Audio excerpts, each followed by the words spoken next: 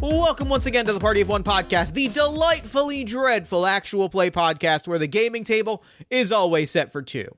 I am your haunted host as always, Jeff Stormer, and this is part 2 of the World Champ Late Night Double Feature Podcast Spectacular, a 2-part celebration of the delightfully frightful holiday of Halloween, in which we are sitting down with 2 different horror-themed role-playing games by one of my favorite designers in the world, Adam Vass.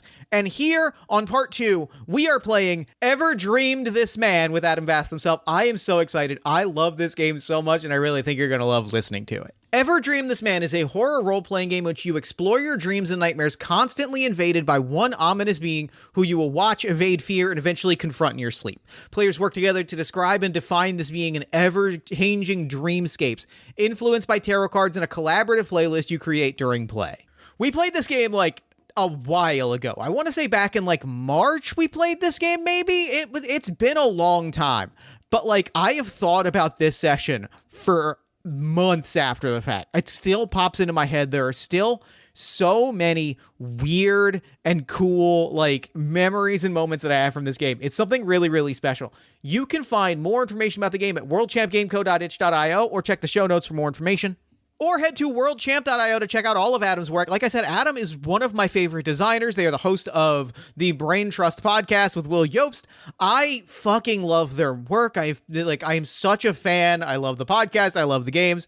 This game in particular really, really scratches an itch, but a lot of their games scratch a particular itch for me. So go check out their work at worldchamp.io. One quick note before we dive in, if you really like this episode, you should check out the previous episode on the feed, Press Play with Eric Prister, which is another World Champ horror game. That one is a found footage horror. It's so cool. It's fucking sick. You should check that out. It's currently on the feed right now. But first, Present Jeff here with a quick update about what you can find at patreon.com/JeffStormer. Ignore what I may or may not say later in the episode if it's a different URL. In case you missed it, we launched a brand new Party of One side series on Patreon. I've wanted to do more sequel episodes and like returning guests for a really long time, and I realized I could just do that on Patreon. And thus, Party of One plus One deeper dives into the games, guests, and stories that we feature on the main feed. There are 3 episodes available right now on Patreon. That is Conflict of Interest with Senda, which is a gay, lesbian, forbidden romance spy drama. I can't sell that to you better than that. A special extra playthrough of Pale Dot with the game's designer Devin Nelson, and Jadzia Axelrod, my dear friend and creator of Galaxy the Prettiest Star, joins me for a special Galaxy fanfiction one-shot. All 3 episodes are really, really wonderful. We're releasing these episodes somewhere between bi-weekly and monthly, and that's on top of early access to Party of One episodes and games as they come out, the eventual return of Party of None, which is our solo actual-ish play podcast, and a whole lot more. You can find all of that at patreon.com/JeffStormer. Also, an ad. This episode is brought to you by Empress of Dust, a new science fantasy novel by Alex Kingsley. The novel is about a future where giant crabs have taken over the Earth and only one human city remains, and it follows a trans boy who gets lost in the desert wasteland and must befriend the crabs in order to return home. You can probably hear the excitement in my voice right there because that's a fucking pitch. But also it keeps getting cooler because there is also an accompanying tabletop RPG, Creatures of Ruin, in which you play as a human or a crab monster who also has magic powers, because of course they do. Both the game and novel have original monster illustrations that look sick as fuck and are being published by Space Wizard Science Fantasy, a small press that specializes in queer science fiction and fantasy. The novel is available right now at Amazon or your bookstore of choice. The game will be available soon. You can find more information about both at spacewizardsciencefantasy.com or alexkingsley.org, and you can check out more of Alex's games at alexyquest.itch.io. And truly, one more time, that's a fucking pitch. And with all that said, let's go ahead and throw it over to me in the past so that he can get started with the show. Take it past me. Thanks, future me. Excited is the wrong word for how I am feeling sitting down today, because I'm sitting down across from Adam Vass. Adam, thank you so much for coming on Party of One. Thanks for having me. It's been a long time cooking, and I'm glad we get to play a game together finally. I'm so excited. Like, this is this... I have to ask, I know this is the first time we played a game on Party. Is this the first time we've sat down to play a game together? Yeah. I think actually the first time I contacted you was before we became friends. So I like cold emailed the Party of One account like, hi, I make games. And then we just sort of organically became friends outside of that. And then kind of, I think maybe sometime last year realized that we just never did it. I think I think it was like a mutual realization of like, hey, weren't we supposed to do a thing? And then like it like ships in the night. We just kept passing each other. Yeah. And now like we're getting to sit down and play a game. And I'm fucking stoked. Me too. I'm excited. This is going to be so great. So at the top of our episode, before we get into the game that we are playing, why don't you take a moment to let our lovely listeners know about what we are playing this week, as well as anything else that you want them to know about. Yeah, I'm Adam Vass. I design and publish tabletop role-playing games as World Champ Game Co. My website is worldchamp.io, where I have all of my games in print. And today we're playing a game called Ever Dream This Man. It is a creepypasta-inspired, dream-hopping, portrait drawing imaginationscape. It's in it, we're going to be pursued by this sort of titular man who haunts our dreams as we hop between different dreamscapes, learn more about him, and then eventually confront him in some kind of bombastic finale. We're using a system that is derivative of Sam Lay's Anamnesis that will allow us to draw tarot cards to sort of inspire the dreams and coordinate to prompts in the book. And also tangentially, if you want to know more about the air quotes real story that this is based on, you can go to thisman.org and read the creepypasta that inspired it. I love that. This is so many layers of my jam, and I'm so excited. Like, I love a good creepypasta. I love like the world of like internet folk horror. Yes. Is something that like I think it's in part because of, not to age myself, but like I grew up just in time to watch it kind of be born, for lack of a better way to put it. Like I am 36 now, so like when I was I saw the first waves of like this art form emerge, and like it just is it is both like nostalgic and fascinating to me, and I think it is something that I'm deeply like excited to explore with you today. I'm turning 36 this year, so I think I had a very similar internet experience, and we've seen many unmentionable horrors, true and false.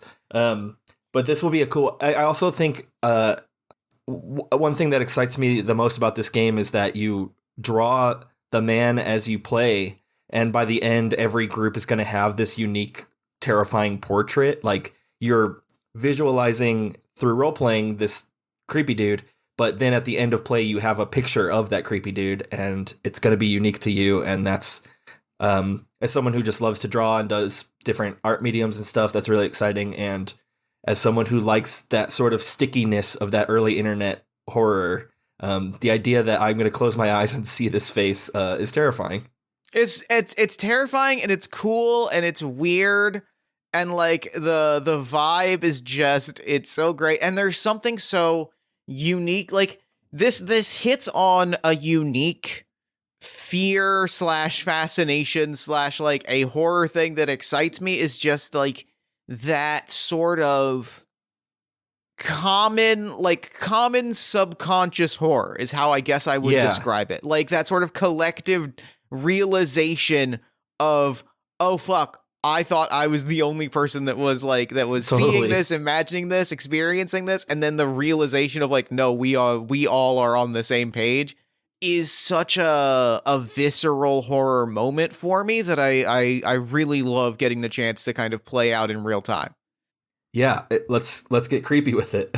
Let's get creepy with it. All right, so I have a deck of tarot cards here in front of me, sorted out into 4 suits.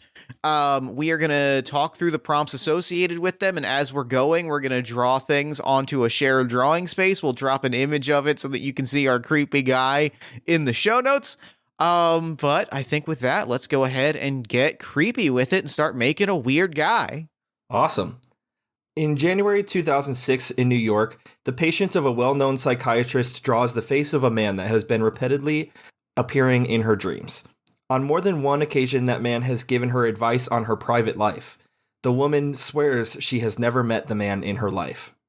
The portrait lies forgotten on the psychiatrist's desks for a few days until one day another patient recognizes the face and says that the man has often visited him in his dreams. He also claims that he has never seen that man in his waking life. The psychiatrist decides to send the portrait to some of his colleagues that have patients with recurrent dreams. Within a few months, 4 patients recognize the man as a frequent presence in their own dreams. All the patients refer to him as this man. From January 2006 until today, at least 8,000 people have claimed they have seen this man in their dreams in many cities all over the world. Los Angeles, Berlin, Sao Paulo, Tehran, Beijing, Rome, Barcelona, Stockholm, Paris, New Delhi, Moscow, the list goes on. At the moment, there is no ascertained relation or common trait among the people that have dreamed of seeing this man. Moreover, no living man has ever been recognized as resembling the man in the portrait by the people who have seen this man in their dreams. Fuck yes. Good. Okay. That's a vibe, and I'm so excited. Yeah. And with that, we're going to kick off into phase 1, Blurred Glimpses, which is our suit of wands. I feel a premise around me, but nothing to be seen. The wind blows through my hair as I taste the dryness of my mouth. Lights flash and flicker like a choir of voices beautifully singing different songs at the same time. A star in the sky grabs my attention and pulls me from my body. So we start by just drawing one of the wands suit and consulting this list of prompts. All right. I'm also going to throw up on our space a little sticky note just in the corner here. We're going to keep a tally. Every time we take a turn, we just draw a little tally in there. And then at the end of the game, that is how deep we are in our dream state. So love that. Okay, great. Do you want to take the first? Do you want to answer the first prompt, or should I? Yeah, I'd love to. All right. First prompt is the 8 of Wands. Your body moves in fluid motion as if melting. Describe how you change forms to suit this dream's landscape. Draw a flowing tattoo on this man. I think so. Would you hold the tarot card up to your camera so I can see the art on them? Sure. The 8 is, so this is the Philadelphia themed tarot card deck, and the wands are the very famous sculpture of a giant clothespin that is in, Center City, Philadelphia. It is varying numbers of gigantic clothespins, usually held by members of the Philly Parking Authority. I'm inspired. They kind of give me like eels, like there's like a flow to them. I can see the eels. I can see eels very nicely in that. So I'm going to combine that with this prompt of this fluid motion and melting body and say that my skin sort of bubbles and dissolves into fluid that's like becomes one with this current. So as my body changes to fit this sort of not quite calm, but there's a serenity to this like deep sea kind of setting. A lot of blues and purples, and we see that kind of like sparkly how a movie will sort of show you the movement of water currents with these highlights. Yeah. We have my sort of ethereal dreamscape body becoming one with this current and just kind of sparkling into this sea debris. Then it says draw a flowing tattoo on this man. So with that, I will firstly give us a little canvas to work on, and just say, here's a head shape. And for my flowing tattoo, I'm going to go with this purple kind of eel-like shape that kind of winds around some of the facial features and then almost like surrounds one of the eye sockets. The really cool experience that I am having is that and that I think we are going to have is that because we are recording this remotely and we are drawing in like a shared Miro board, I'm watching like the flowing of your pointer, and then a thing appears in front of me. It's magical. There's a magic and there's a dreamlike element to it that is adding to the surreality. Also, I need to, in the name of shouting out the moments that jump out at us, the second that you said your skin bubbles and dissolves, I viscerally shuddered. Like that was a very good description that I'm happy that it hit and it hit hard. I'm glad, but it also made me wary, like, trigger warning, there's going to be body horror in this one because bodies get weird when you dream. That's just sort of part of it. Would you read me the prompt for the Two of Wands? Gladly. The Two of Wands. Before I do that, I'm going to mark one dream depth before I forget. And also, in red, just below that, when we have 3 facial features, this phase ends, the tattoo being the first one. The Two of Wands doesn't have a feature associated. So your group is lost and unsure where to go. Describe how your surroundings confound your navigational skills. All right, so I've got the Two of Wands, and this one is a very good card design for this prompt in particular. I'm going to hold it up to the camera. We have here like a member of the PPA holding, I don't know if you can see, they're holding the world, and also one of these giant clothespins. I am thinking, there is a sense of, in the dream logic of this moment, we are looking at a map or a globe of the world. We are looking at a map of our surroundings, and we know, dream logic, this is the correct map. We are using the correct map. We are in the right spot, and nothing is where it is supposed to be. Particularly, there is supposed to be a spiral staircase that leads us up in front of us, and the spiral staircase is behind us. But according to the map, according to the globe, it is supposed to be in front of us. That schism, it's that inherent understanding that things are not where they are supposed to be. How we came to understand that things are supposed to be in a certain place is beyond us, but we know for certain whenever we think something is supposed to be somewhere, is going to be somewhere, should logically be somewhere, it is not there and it is somewhere else, whether that is directly over our shoulder or on the other side of the planet. I love it. I think that taking for granted of like you understanding physics and the world and then being in a dream where that is a lie, like you're now on edge, like you can't trust your own senses anymore. And it's that very I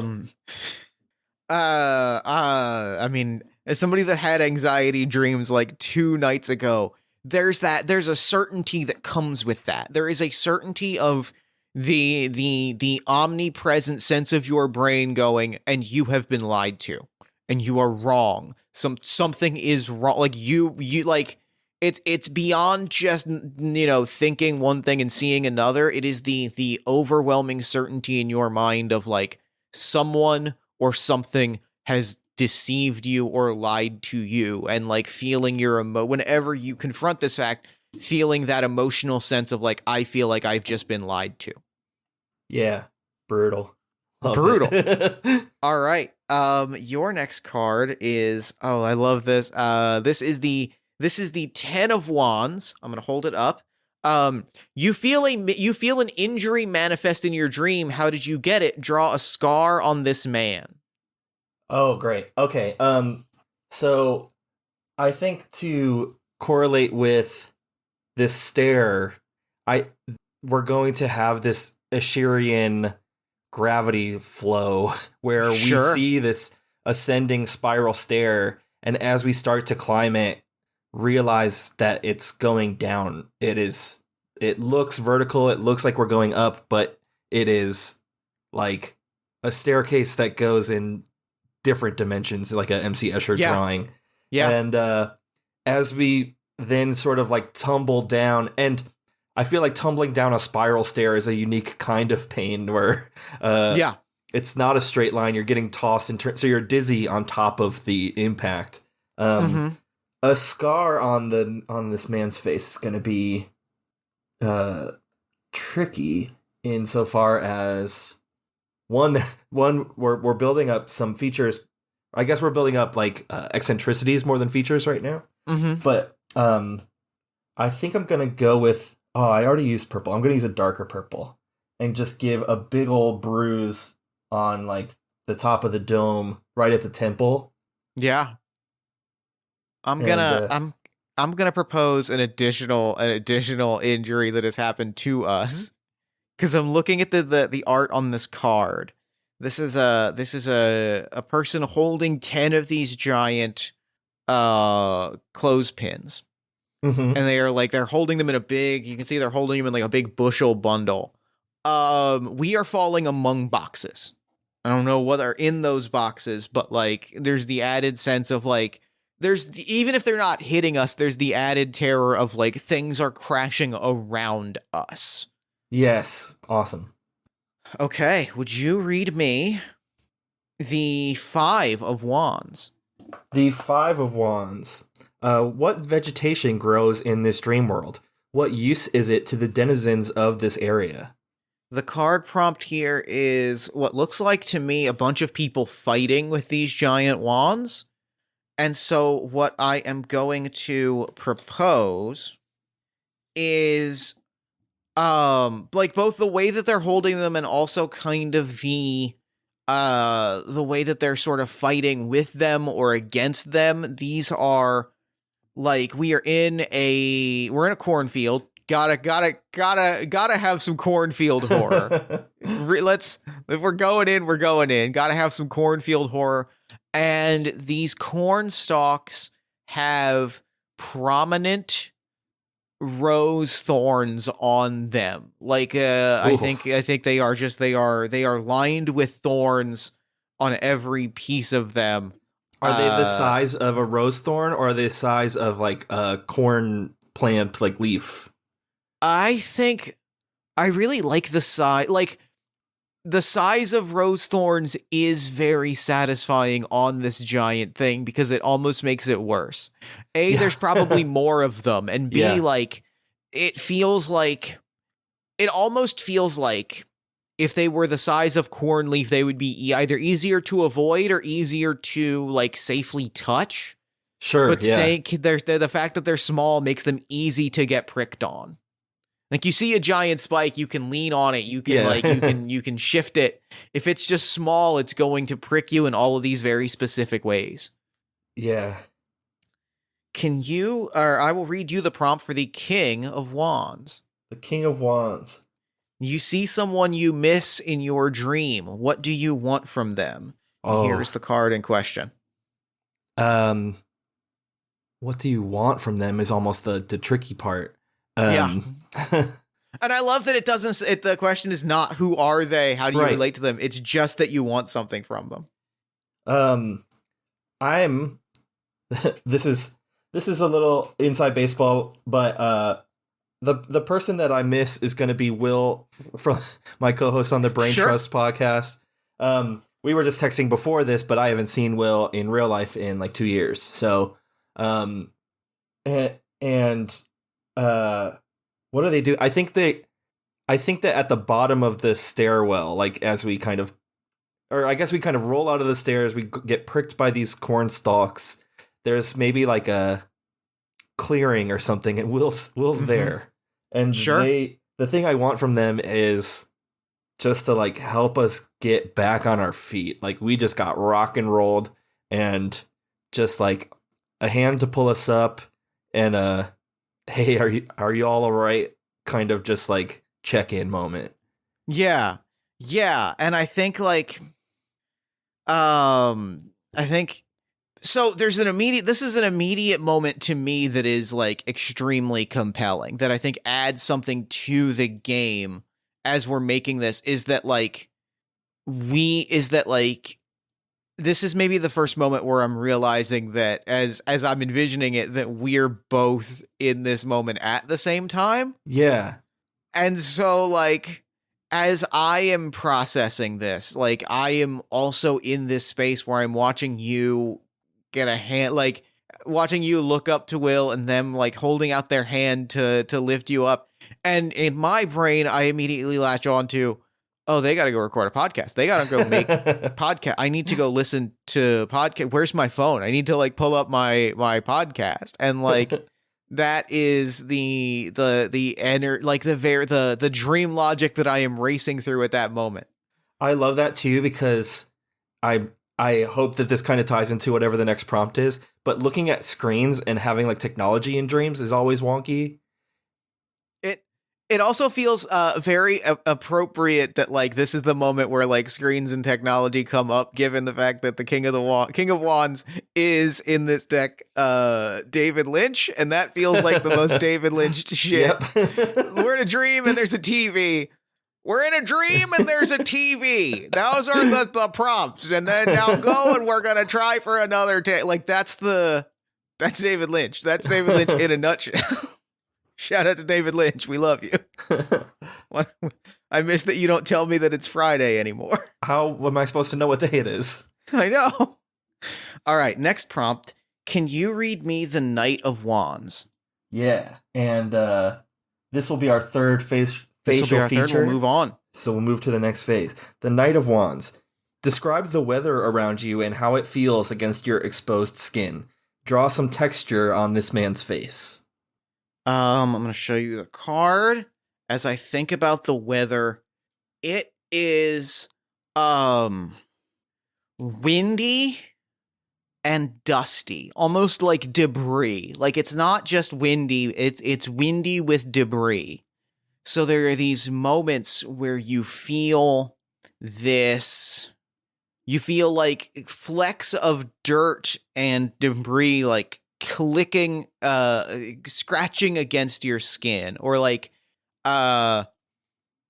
safety note is that I have a veil on eye stuff, but like that means that also I'm gonna do this because it creeps me out. Like you feel that dryness and that piece of grit and dirt in your eye, and you have to blink repeatedly to kind of get it out. Like you get that sense of stuff is blowing in the air in your direction, regardless of which way you stand. And the texture on this face, I'm going to go with a nice gray. I'm gonna pull up this thickness. And I think we will just, that's not quite what I want to do. So I'm gonna, where's my highlighter? That's the one that I want, is that I want to just like put some whiskers, really whiskers more than anything, like along the sort of face line. That feels really good. Just a nice 5 o'clock shadow.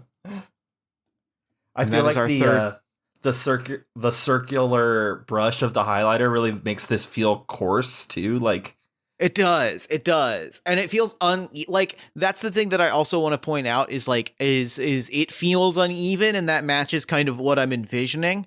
In part because my own facial hair comes in very uneven, so I have like very specific like bald spots when my beard grows in. I think there are like bald spots along this 5 o'clock shadow a little bit. Oh, I love it. So we're moving into phase 2. Phase 2. Senses tingling. The tips of my fingers welcome sensation in the caverns between each microscopic fold. The hot and cold kiss in secrecy. A shout echoes from somewhere within. Its language never spoken and never to be heard again. I tried to answer and nothing comes out. I love these. First off, these intros fucking rip, and I just find myself sitting like head in hand listening, being like, yeah, They're definitely like microdosing the worst sort of repetitive features of my own dreams. The sort of screaming and having a hoarse voice or having no voice is definitely a bad one for me. Which will often, I've learned, lead to me yelling myself awake. Like I don't think I ever knew this when I was by myself, but my partner will be like, "You just were screaming." That's great. Good to know. A lot. Yeah. Yep. Sure. I'm also my answers are also pulling in recurrent elements of my dream. the I mean, that feeling of anxiety of like something is wrong, and then waking. It's that it's that sense of the thing that like I keep coming back to is that sense of emotion that is so strong that like I almost notoriously cannot remember my dreams more than like a minute after I wake up. Mm-hmm. But like the emotions in them are so strong that like they are unshakable. So like I will wake up terrified or like anxious, like anxious that something is going to occur without the slightest idea of like what I'm supposed to try and process that anxious thing is. Okay. I will read you the Four of Cups. The breeze brings in a smell from something far off and rotten. How do you clear your senses? And here is the card for the Four of Cups. I love that we see in this card a hand coming from a cloud, because I think that's like in this dreamscape what Sure. that's bringing the smell, like like this rotten smell is coming not just on the wind itself, but the wind is like something living. It's bringing me this smell. And I think like going against the card a little bit, but like building off of what you just said because it fucking is incredible. I almost think like the phrasing that you use that like really like captivates me is that the hand is bringing the smell. Like the artwork on the card, because the cups is on this deck, the suit of cheesesteaks is like the hand on the cloud is like carrying a cheesesteak, and I think that that's almost too literal for what we're experiencing in this dream. Like the smell is the object. It doesn't smell like a rotten object. It doesn't smell like a particular thing. It is just the smell of rotten that is being held in this hand. Yeah. I think as a sort of like to sort of break up the continuity and like hop between these recurring dreams. I really like that graphic too, as sort of pristine, green, just plains, I guess. So as I think we're walking through this almost like Iceland, like just kind of long stretches of green hills, but not really like buildings and stuff. Before this wind being presents this rot to us, and I think so. The question is, how do you clear your senses? And I think initially the reaction is, your nostrils flare, your eyes water. You kind of feel that weird feeling in the back of your throat, like you might throw up if you engage with this too much, but try to like suppress it. And I think to reset, touch grass. I think you gotta just like get down. I actually think in the sort of, again, dream physics, I'm gonna just like get down on the ground and like grab clumps of the earth and then sort of like almost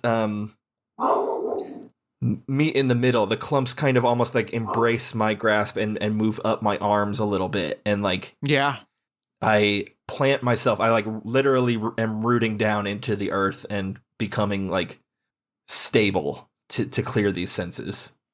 You have activated the most visceral dream memory that I've experienced in years, of like a recurring nightmare that was just a rancid smell of like, it was like a rancid smell taste memory that I had when I was like 8 years old that like was persistent for the better part of a school year. Like every third night I would have this one specific memory that would like jolt me awake. And that is where my head is at. Wild. As I ask you to read me the prompt for the Three of Cups. The Three of Cups. Okay. Someone you have been meaning to reach out to is present in your dream, unaware of your presence. Who and what do you wish you could say to them? Someone I have been meaning to reach out to. Card art. Who have I been meaning to reach out to, present in my dream? This is This is, you know what, this is my actual answer to this question.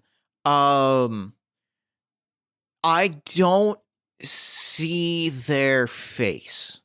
I don't see them head on, but I know that they are a professional wrestler, and I need to talk to them because we have to record a podcast together. I have to speak to them. I cannot and it's a little bit of the you try and walk in front of them and they Yep. turn at that moment of like, I need to talk to you. I need to see who you are to talk to you. And like, I'm reaching out. I am saying like, we need to record the podcast. We need to record the podcast. And there is no immediate response. I love it.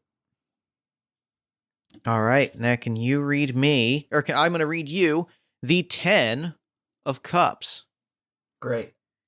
You hear grunts and gurgles as if someone is trying to speak to you but cannot. Describe the sounds and draw a shut mouth on this man. Here's the card art. Wow. Okay. So obviously the prompt gives me grunts and gurgles, but I think beyond that description, the sounds are very visceral. Like when you're trying, or like when a character would try to scream but have like a sock in their mouth or something, like in a movie where there's a captive or something like that. So it's high volume. You hear their voice break, but you're not hearing language. You're just hearing this visceral reaction to seeming danger. Yeah. And so then drawing a shut mouth on this man, I'm gonna pull a trick up my sleeve. Use a Google image that I can drop in. Love that. Since we're in a digital space. Love that we've got a toy box. Yeah. I'm looking up shrunken heads, which are very often have their lips sewn shut. Mm-hmm. And just gonna screenshot the mouth of one and drop it in our board. Immediately creepy. Mm-hmm. Immediately creepy. Immediately don't like it. Immediately dislike. Okay, can you read me the 9 of Cups? 9. A sweetness beckons you further into the dream. What do you hope to find in pursuing it? Here is the card art. It is. I'm pulling on the card art a little bit, which is like a person sitting in a chair surrounded by cups. It is someone that I care about. It is someone that I love. There is someone that I care about waiting for me. I am meeting up with someone. If I follow this, I will see someone that I enjoy. I will get to see someone that I like and get to have that moment of seeing someone after a very long time. I don't know who. I cannot grasp at a name for who it is, but like there is someone who I've not seen in a long time that I'm going to sit down with and chat with. Love it. All right, read me the 7. The 7 of Cups, you feel your mouth move involuntarily. What words do you speak as if no one would hear? Card art. So in this card, we have someone like staring up at the sky, which is seemingly raining cheesesteaks. Yes, that seems to be the case. I think this is a moment of like prayer. I'm not a religious person at all, but I think there's that pretty common like if you're in a car accident or you're in these sort of like violent, potentially near-death experiences that you still think or would say like something like, please don't let me die right now, or Yeah, something like yeah, that, yeah. right? Like even if there's nothing that you're speaking to, or you don't necessarily believe in such a Sure. thing, it's almost innate. And so I think the mouths, the words I feel coming out of my mouth are this like solemn prayer.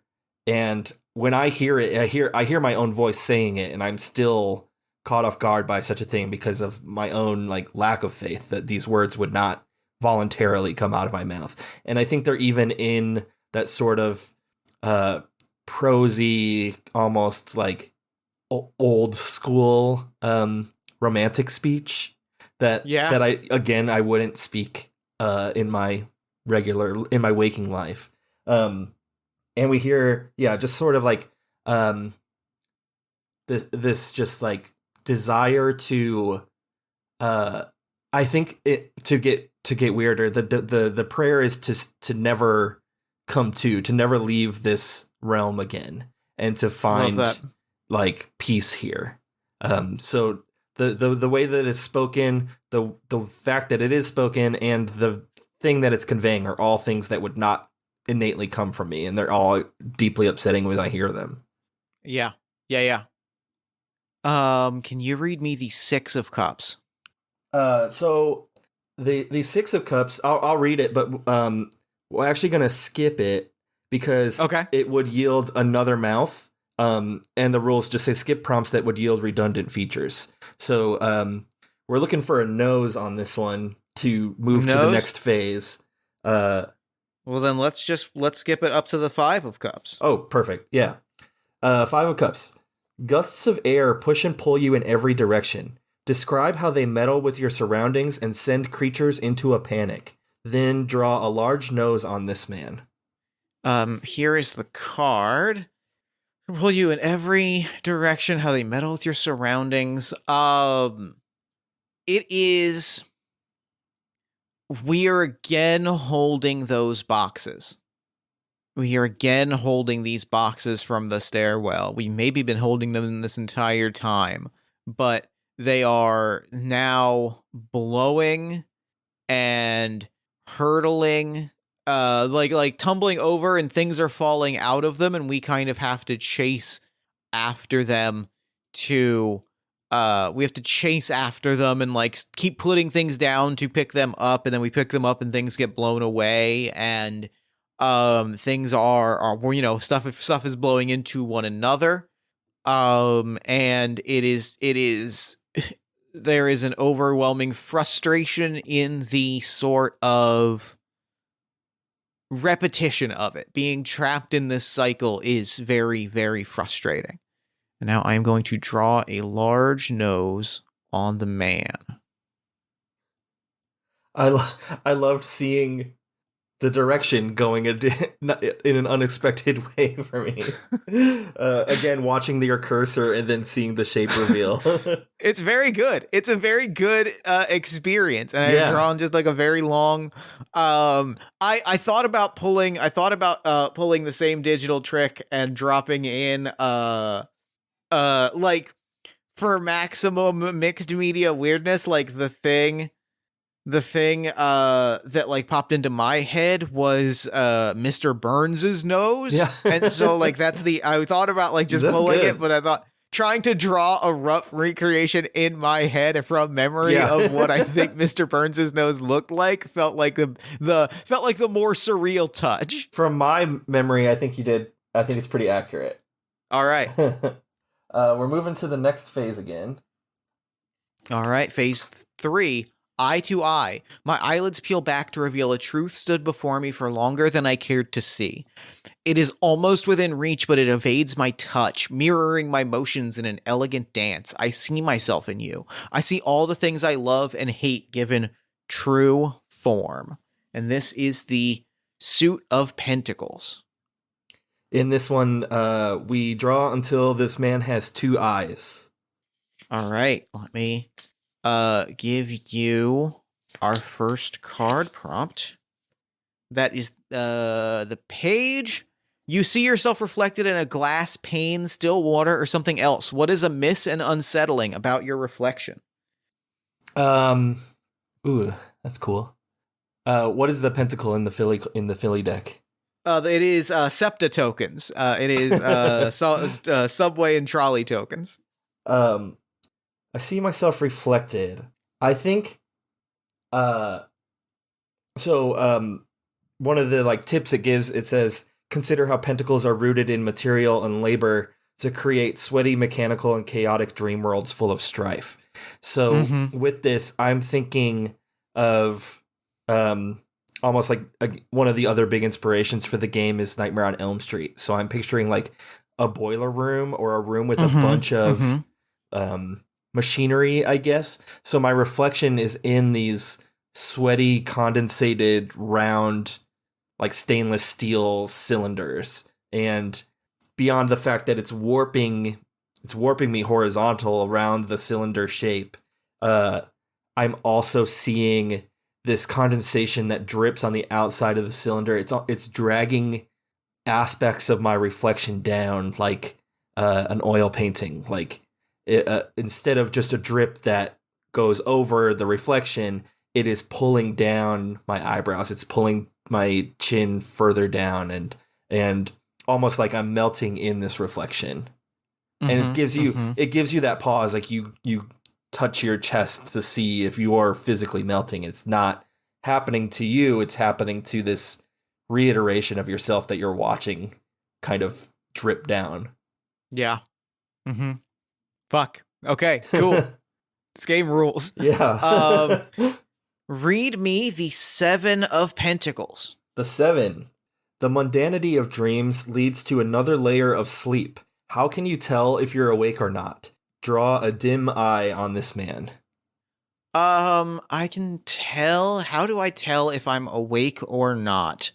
The answer is, I'm thinking this through. I'm thinking the same kinds of things.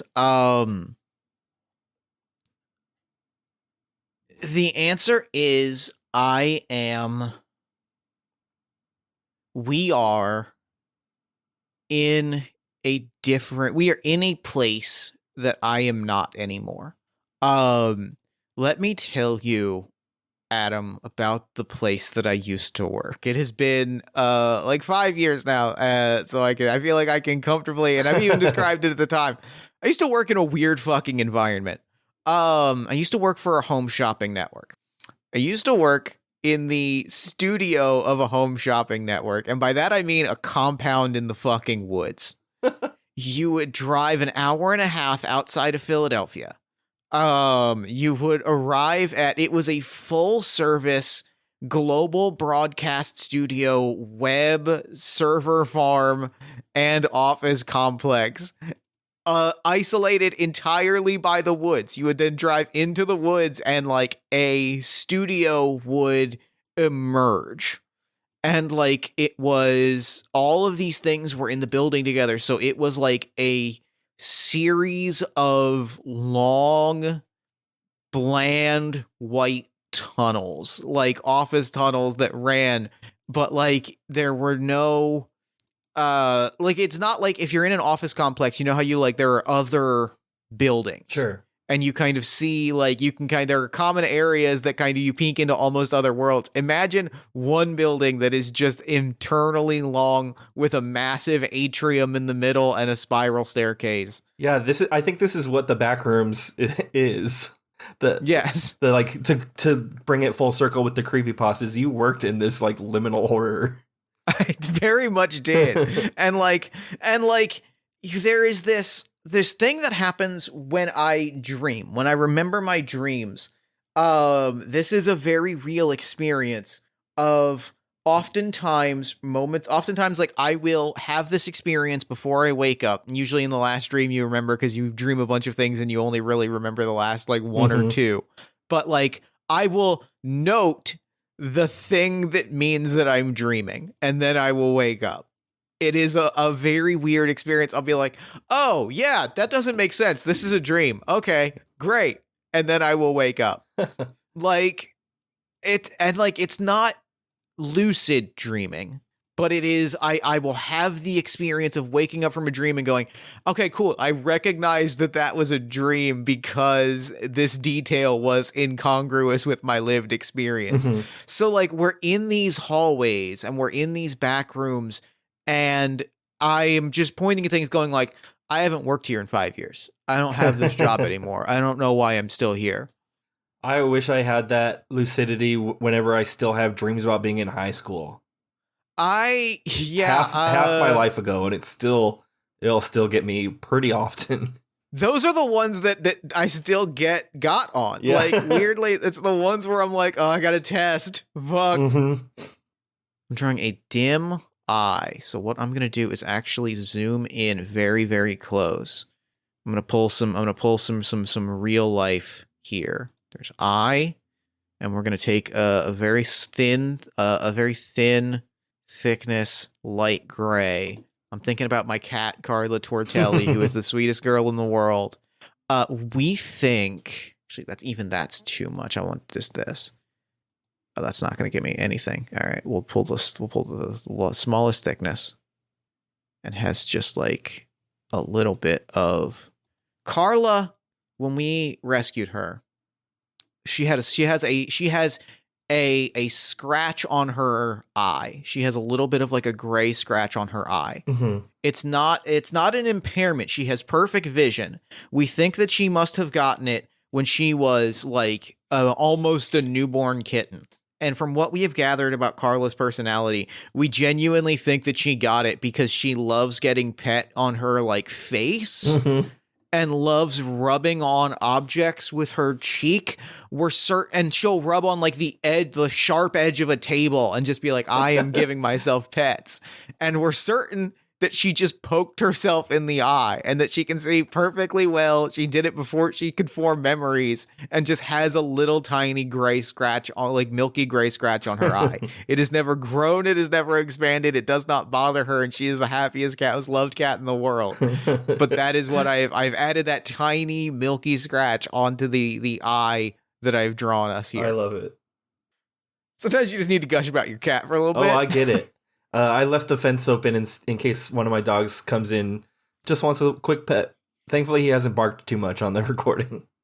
We love a pet cameo on the podcast. Yeah. All right, I'm going to read to you the 3 of Pentacles. Before you stands an abstract painting you're making of your interpretation of this dream. What do you make of it?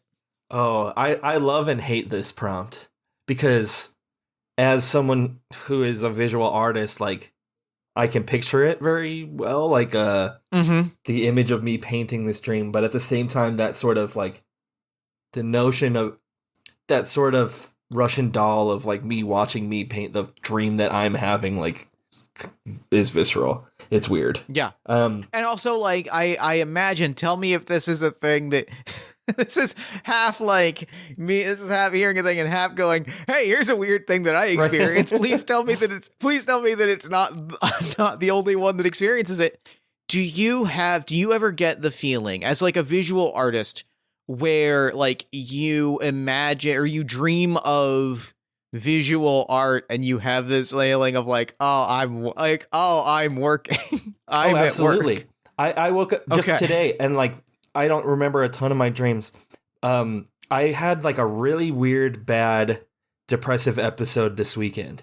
And I'm sure you know how like mental health will leach into your dreams.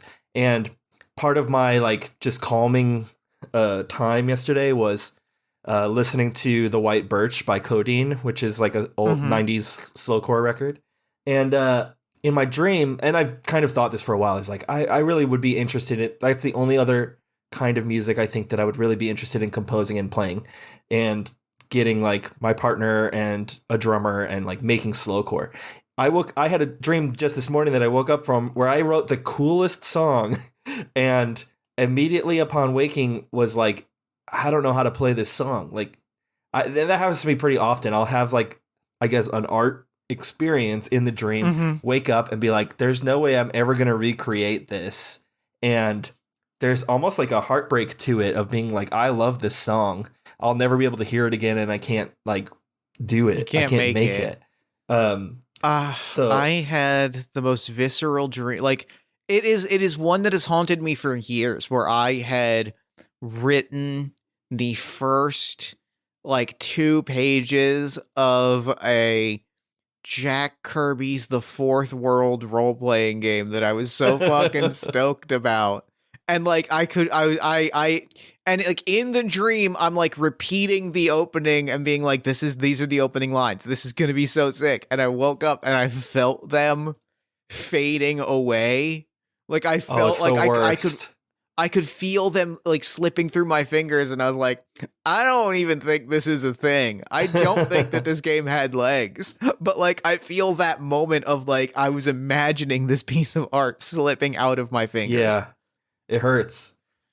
So in this painting, that the abstract painting, I'm gonna sort of like story game this a little bit too, in that we see the server towers. We see the, maybe I think to sort of retcon, the like water heaters or the boilers from my previous prompt were similarly like tech things, like chromed out. So the abstract painting is a lot of these like rectangles and cylinders and just like on top of each other, on top of each other, on top of each other, layers and layers of.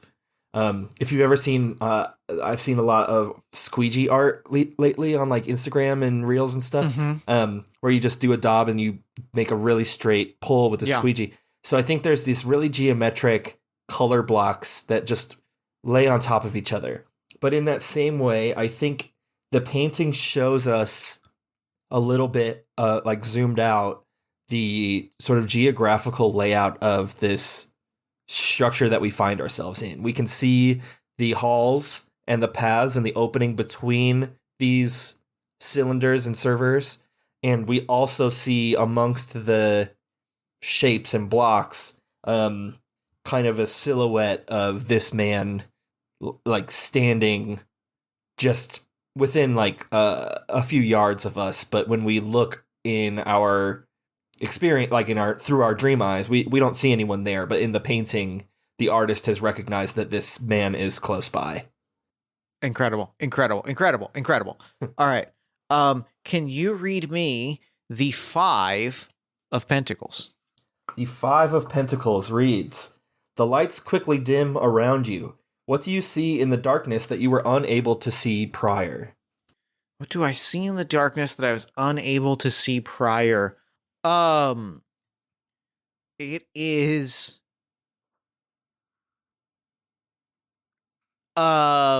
a distorted reflection of myself in these like chrome computer tower server walls that are kind of all around us, or like boilers and things all around us. You mentioned chrome, like something about when the lights turn out, they become reflective in a way that like they aren't necessarily, which doesn't make sense, but it is the experience of like they turn off and suddenly we are ourselves visible in these chrome boilers and servers and all of these things that are reflective, but only in complete darkness.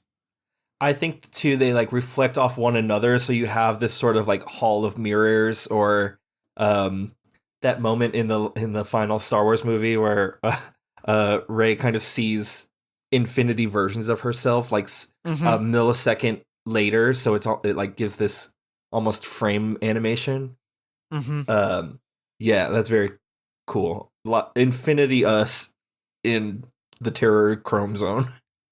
I'm so glad that this card has come up after your last prompt. A blurry figure stands just outside of your line of sight. What do you feel emanating from the direction?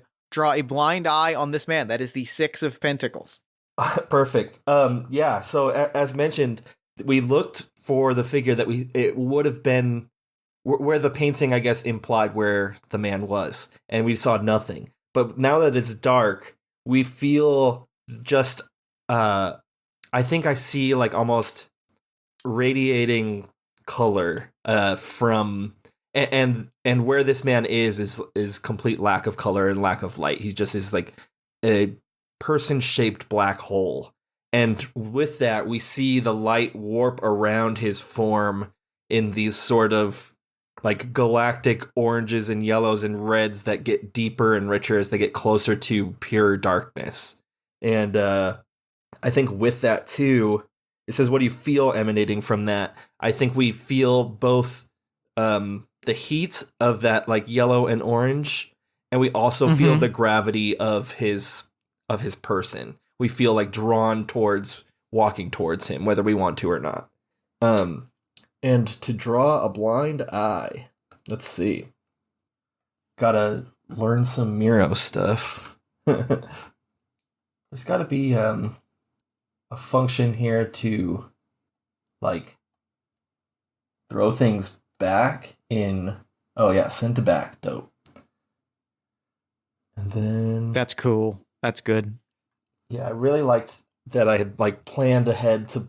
Oops, I'm just gonna leave that line there because Leave it. it's part of play. There we go. I like that I had kind of pre-planned this eye socket with the eel shape around it, and it ended up coming through in a cool way.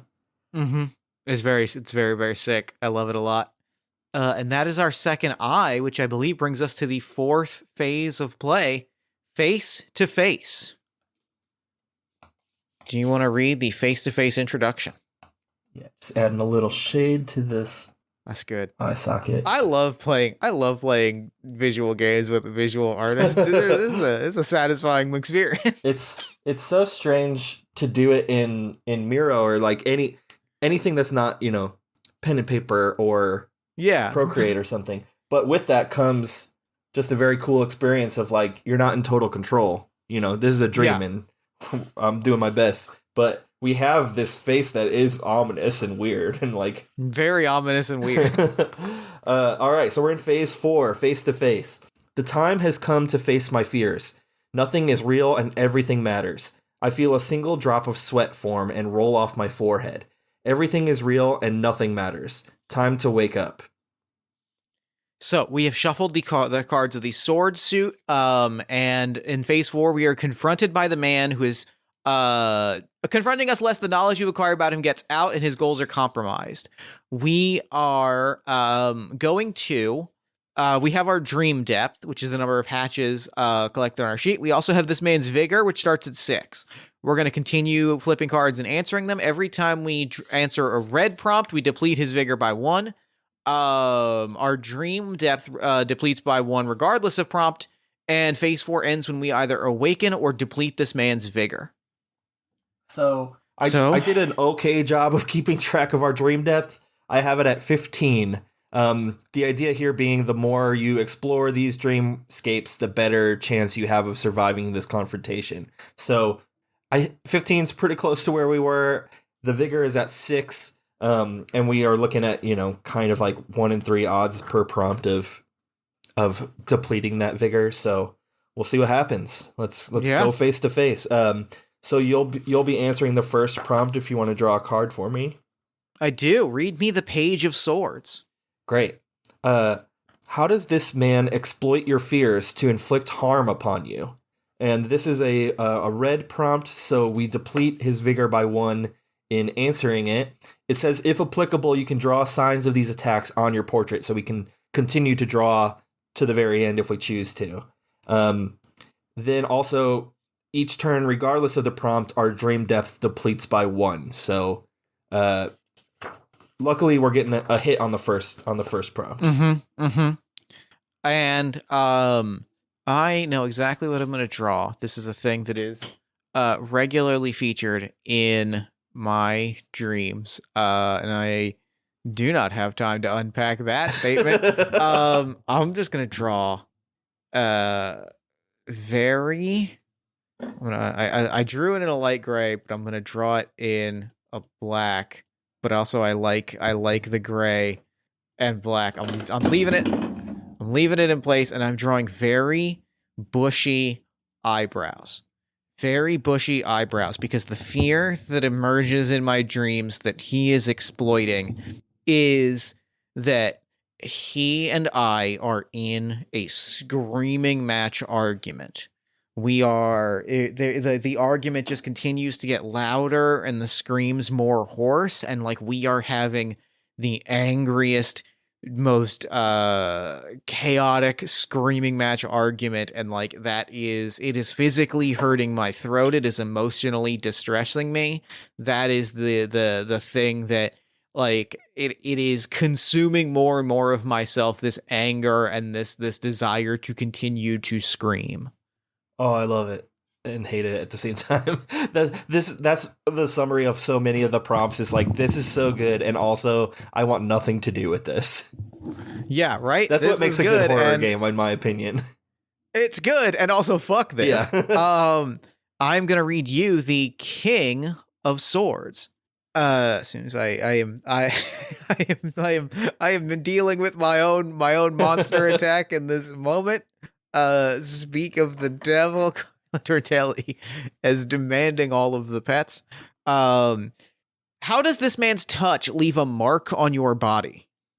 So I think I like this idea that he both is and exists within like a black hole. Like I'm picturing the sort of final battle of, again, like Jack Kirby-esque, of taking place in space, and there's Kirby crackle all around us.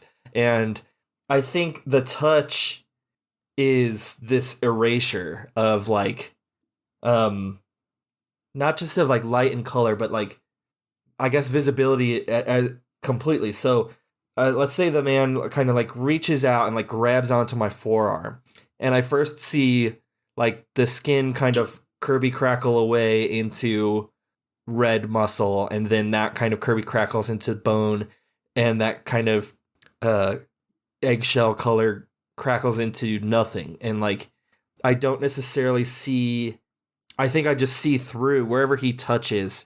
It's kind of like visibly erased.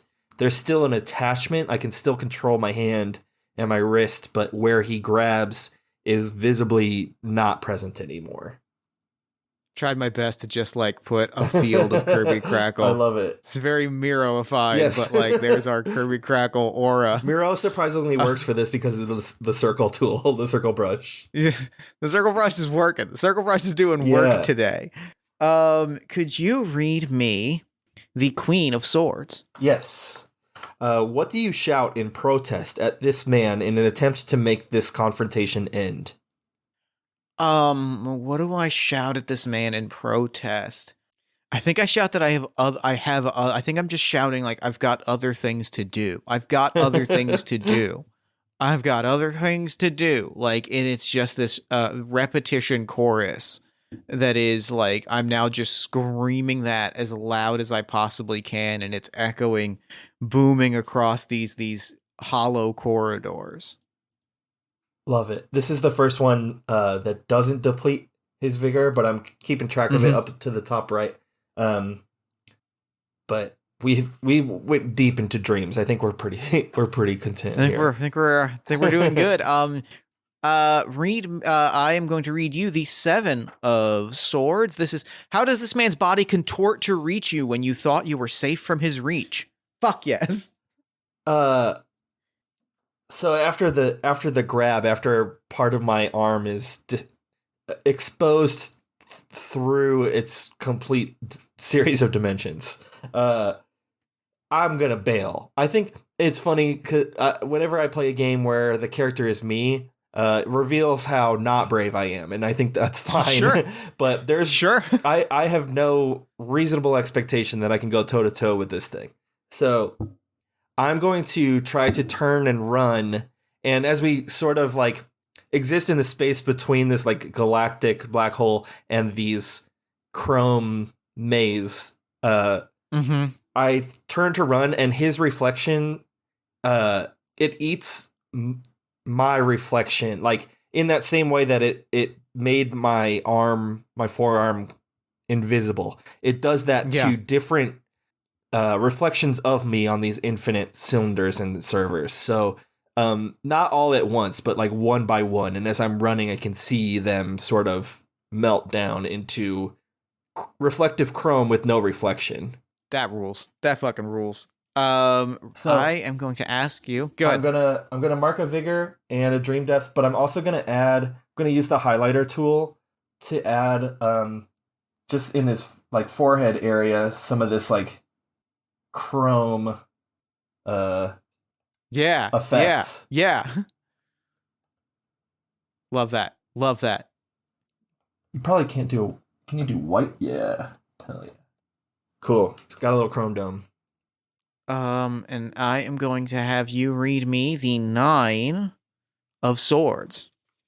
How do you use your surroundings to trick this man into moving further away from you, buying some critical time? The one thing I remember about these corridors, and I think like it is a mix of two discrete things from the environment around us and from like my memory, is like much of this space is one exceedingly long corridor, and the reflections that we see inside of these chrome uh structures, it's just running down an infinite tunnel abyss, like running and running and running. There is no maneuvering, there is no zigzagging. It's just, that's that very dreamlike sense of just running at top speed. Yeah. So I am going to read you the 6 of swords. The man offers you a bargain. What is it and why do you reject it? Ooh. I think, again, to sort of like bring it into a little bit more of a, well, I mean, I'm having a blast. I think this is really cool, exploring the dreamscapes and how they relate to our real experiences. But to bring it more into like narrative zone, and I think, the leading question, why do you reject it, carries a lot of weight here. But I think, as I'm running out of breath. I'm starting to slow down, and I still see my reflections kind of being erased from these shapes and these structures.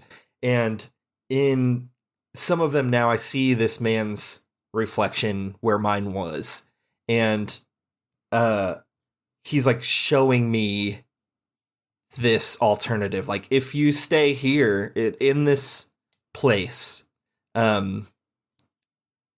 and like just sort of like, or I guess I will give you an exit through one of these structures. This structure will become a doorway in the shape of the man, and all you have to do is walk through it and you'll be awake again. But in doing so, your friend will be here reflecting across the cylinders forever. And I think, again, we have this moment, like, we're both battling this man kind of independently but together, and it's this pull at my shirt to say, like, you're not alone in this, and your friend Jeff is here as well, but also, like, you are stronger together and you're smarter together. So I reject the offer to escape alone in favor of and in trust that we together will be able to best this man. That rules. Good moment. Yeah. Good vibes. Flipping a card. This is the 3 of read me the 3 of swords. All right. 3. Your head throbs in pain. What thoughts does this man plant that stirs around in your mind? Oh, I have had this experience a few times. This is one of the most uniquely miserable experiences I've ever had. I get semi-chronic migraines. I periodically get like really bad migraines. And on a few occasions, I have had the experience where I have gotten a migraine and had that migraine clear. Like the migraine has lasted for a number of hours while I slept. Ooh. And like I'm extremely cognizant of it while I'm in deep enough sleep where I do not where I do not wake up. It does not wake me up, but I am very acutely aware of like I am in migraine pain right now. I am experiencing the nails on chalkboard, the sonic distortions that come with a migraine headache. And then I wake up in that like semi-queasy, dizzy, not full, like head swimming post-migraine ick. And the second I hear my head throbs, that is exactly where my mind goes, is like, I hear the noise of a migraine in my head at this moment, drilling into me. And like, it staggers me, and I feel the room spin, and I feel myself go through all of these physical symptoms in real time in this dream space. Ooh. I marked a vigor for you on that one. We're at 4 out of 6. If you want to, you don't have to, but add some visualization of this throbbing. I see your cursor going around the face, so I was wondering if you were doing that. I'm thinking it through. I'm thinking it through. I'm gonna. This is the most abstract thing I've ever done, is try to like visualize exactly. This is gonna be. This. Here we go. While I'm doing this, let me read you your prompt. This is the Knight of Swords. How do you absorb the blow from a physical attack by this man, and how does he react? So he's pissed after rejecting this offer. I'm picturing almost this sort of like over the garden wall style, like the beast trying to trick me, you know? Or I guess that's the Faustian bargain in general, is this demon trying to get you to take some concession, but it's not going to be what you want. So they're pissed that the plan is not working to their effect. And so they're just going to, I think the servers actually are going to start like being like force thrown. Like they're coming up and getting, and they're like so hard to, they're enormous. They're not going to be easy to evade. So all I can do to absorb the blow, I think, is to like grab one that's coming my way, Donkey Kong's with a barrel kind of, and just sort of like almost ride it. Like it's round, so I'm hoping that it kind of just rolls and I can kind of roll with it. And rather than take the brunt of the force, I can kind of like just ride the barrel. It'll still hurt, but it won't like knock me out like the way he intended. And how does he react? One, I think it furthers this ire for sure. And two, I think it makes him stop throwing the cylinders because it's not an effective battle technique. So there's this very brief moment of a lot of these things getting thrown around. And it's cantankerous and it's echoing metal bouncing off of metal. And it pretty quickly dies down as he kind of like warps back into a different position and try to reevaluate the strategy. I love that. Read me the 5 of Swords. All right, the 5 is another attack one, so we're gonna get another vigor marked here. Who or what does this man send to harm you on his behalf? Who or what does this man send to harm me on his behalf? It is almost like headless, faceless. You know what? It's their sort of dog-like, sort of muscular dog-like, but also headless, but also like completely smooth, almost like slime. They are these just sort of like shape figures, these sort of quadrupedal shape figures that run out of the chrome and like start chasing after me in all directions. And like no matter how far I run, they are just always like, they're always in front of me. They're always running at me. No matter, every time I turn, every time I duck in a direction, they are always running at me in one way or another. Great. I am going to, this is a collaborative game, so I'm going to draw one as well. I feel like I get them in it. That's just stump neck. Oh, yours is so much creepier. Just trying to like capture the vibe. Yeah. I could do some kind of fill tool, but it's more fun to scribble it in. Vacuous, yeah. There it is. There's the rough vibe. Just sort of like black, inky, dog-like thing. Yeah, awful. All right. Give me the 2 of swords. The 2. I think you read this one to me. Oh, you're right. The ground before you cracks and reveals a great chasm. How do you evade falling in? Ooh.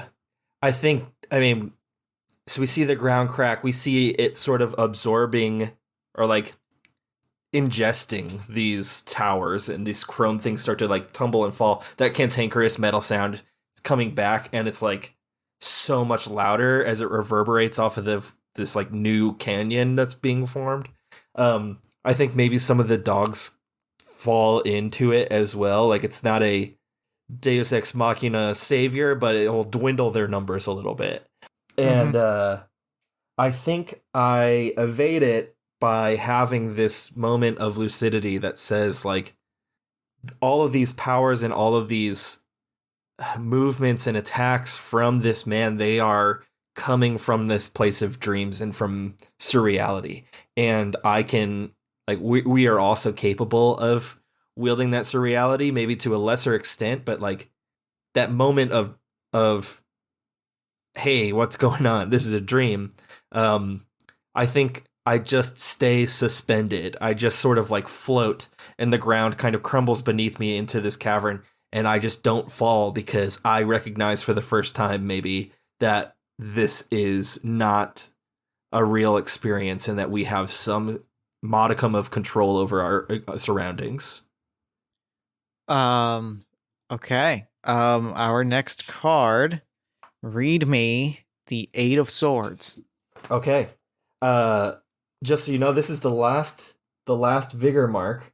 So this will be our final moment of battle against this man. When this man sinks his teeth into your skin, what pattern is left behind in the bite mark? So I am going to draw this and describe it, but also describe what I am drawing at the same time. 'Cause it is something like, not quite that. It is something a little bit more broad, and then up, and then over. And then this one here kind of just runs up like so. Adam, can I tell you about the crazy scar that I have on my hands? Yes. Content warning for childhood harm, with the caveat that I'm fine. I cut a chunk of my finger off with an electric hedge clipper when I was very, very young. And they stitched it back, but I'm gonna show it to the camera. My finger grew back weird. See if we can get it in focus. You can kind of see that it's a little bit cockeyed. Sure, and yeah. I get it to focus. It's just almost right. like right on the digit. And you can, yeah, it's like right above the digit. You can see like it starts to go cockier, and then like there's this scar right here is what I am recreating. And I think like it is exactly as I've drawn on the mural board, like stark black and inky, and like of varying sizes whenever those teeth bite down. That is the scar that is like immediately visible anywhere that the teeth bite down on. I love it. I think similar to what you were describing at the start of the episode too, this might be like the thing that makes you aware that this is a dream. And the whether it be that awareness or that sort of like sensation of being bit, I think it's jogs you awake. I think both of us in our own like normal circumstance wake up, and so the sort of epilogue, the end text says, if you manage to best this man by reducing his vigor to 0 before you awake, all is well. You can go on casually in your waking life as if this experience never happened. Here is my both like funny detail about this ending that like is very satisfying and also makes me laugh very much, is that like we played this game very much as you and I, as Adam, Vass, and Jeff Stormer, which means that like we are actual friends. And And the idea that we go on with our life as though nothing ever happened and we just don't talk about this experience. Like I said, Nightmare on Elm Street was one of the big inspirations here. And one of the things with Freddy Krueger is like, he's only as powerful as you believe him to be, right? Because like he needs kids to be afraid of him for his powers to work and for him to be able to scare more kids. It's this cycle. So we have to pretend this man encounter never occurred lest we empower this man to invade more dreams. I go it like building on that even further. I think that the way that we both address this to one another and also like rob the thing of its power is that like this is a 2-at notification exchange on Discord of like, wow, I had the weirdest fucking dream and you were in it. Yo, I also had a weird dream and you were in it. And then that's it. No we do details. not talk about it. It's just 2 pings on Discord and we're like, oh, that's fucking weird. Oh, that's cool. What a wild day. Oh, fuck. This game ruled. Thank you so much for playing this that with was me. a blast. I'm beaming. Yeah, I had a great time. I am absolutely glowing. This was incredible. Real quick what was your favorite part to play? My favorite part, honestly, was just the sort of emergence of this portrait. I think, like, starting with the feature, like air quotes features, like the scars, the tattoos, and then building up the nose, the mouth, the eyes, like, we end up with this visualization that's very eerie, and I love things, like, this is the physical representation of both of us contributing to the story, right? Like, yeah, this is relic so cool. of play. It's so cool.